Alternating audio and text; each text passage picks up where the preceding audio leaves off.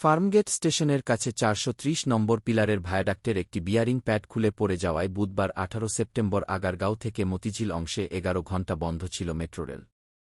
জানা গেছে, সাধারণত বড় বড় সেতু বা উডাল পথ নির্মাণে বিয়ারিং প্যাড ব্যবহার করা হয়।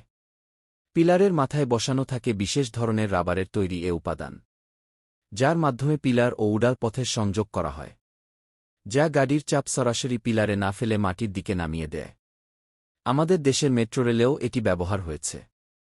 বৃহস্পতিবার ১৯ সেপ্টেম্বর মেট্রোরেলের ভায়াডাক্টের বিয়ারিং খুলে পড়ার বিষয়ে বুয়েটের দুর্ঘটনা গবেষণা প্রতিষ্ঠানের অধ্যাপক ড হদিউজ্জামান বলেন, মেট্রোরেলের নকশাতে বাঁক নেওয়ার স্থানে অতিরিক্ত চাপের ব্যাপারটা মাথায় না রেখেই ভায়াডাক্ট বসানো হয়েছে। সেখানে রাবারের প্যাড বিয়ারিংকে ধরে রাখার ব্যবস্থা ছিল না। ফলে অতিরিক্ত চাপ নিতে না পেরে রাবারের প্যাড খুলে গেছে, এজন্য নকশাগত ত্রুটিই দায়ী। তিনি বলেন, পিলার ও ভায়াডাক্টের সংযোগস্থলে বিয়ারিং প্যাড আটকে রাখার ব্যবস্থা করতে হবে।